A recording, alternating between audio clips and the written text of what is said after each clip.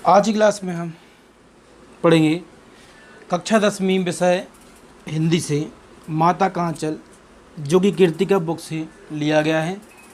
इसके लेखक शिव पूजन सहाय जी हैं।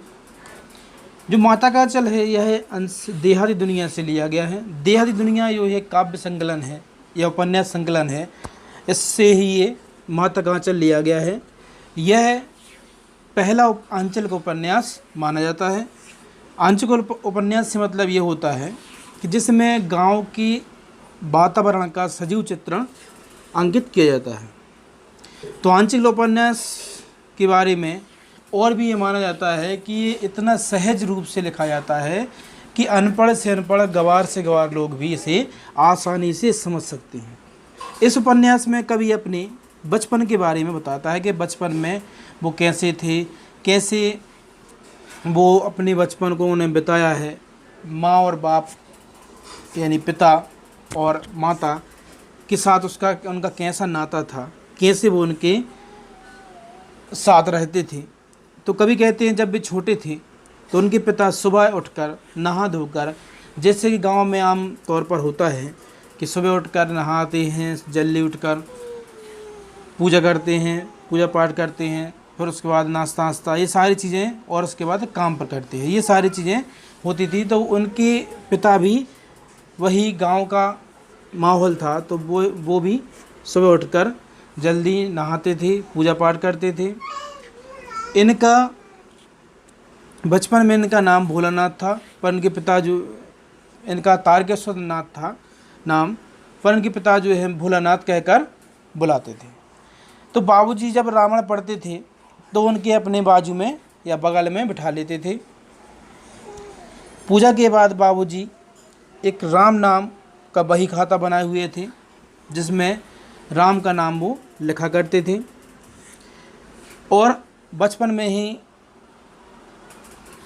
लेखक बाबूजी कंधों पर विराजमान होकर या बैठकर सारे गांव में घूमा करते थे। और ऐसे गांव में जो खेल होते हैं वो बहुत सारे खेल जो है वो खेला करते थे। साथ में पिता के साथ ही खाना खाना, पर खाना खाने के लिए माता के पास ही पिता उनके भेजते थे, क्योंकि माता ही एक अच्छे तरीके से बच्चे को खाना खिला सकती हैं मना कर, क्योंकि बच्चे छोटे में खाना नहीं खाते हैं तो उनको मना कर खाना खिला सकते हैं। ठीक है, तो इसी प्रकार से उनका बचपन बीता। और बचपन में बहुत सारे खेल ऐसे खेले जो आज हम गांव में देखते हैं कि गांव में बच्चे बहुत सारे ऐसे खेल खेलते हैं।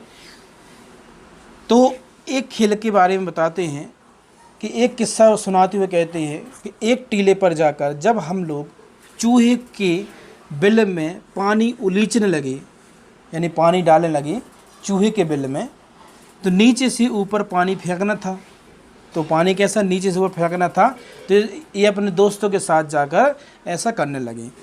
तो ये सुनाते हैं कि हम सब थक गए पानी उलीचते उलीचते, फेंकते फेंकते।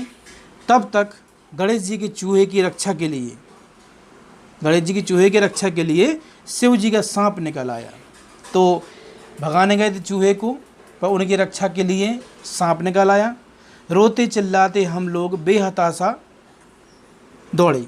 तो ये दौड़ते हैं बेहताशा, मतलब से तात्पर्य है कि ऐसे दौड़े कि उनको होश नहीं था कि हम कहाँ गिरेंगे, क्या होगा। तो कोई औंधा गिरा, कोई सीधा गिरा, किसी के सर फूटा, किसी के दांत टूटे। दौड़कर सब लोग अपने अपने घर पहुँचे। तो जब बच्चे दुखी होते हैं तब उनको अपने पिता से ज़्यादा माता की ही याद आती है। माता ही उनको सांत्वना देती हैं और उनकी रक्षा करती हैं। तो जाकर माता को पास रहे, माता सांत्वना दी और पिता को फिर सारा वृत्तांत सुनाया। उसके बाद से इस प्रकार के खेल उन्होंने नहीं खेले। तो ये था माता का आंचल, कि माता का आंचल क्या होता है, माता का प्यार क्या होता है, दुलार क्या होता है। तो इस पाठ में हमने एक आंचल के उपन्यास में गांव की खेल, गांव की सारी चीज़ों का वर्णन, कि वहाँ पर कैसे खेल होते हैं, कैसे लोग होते हैं, सीधा साधा जीवन होता है, देखा।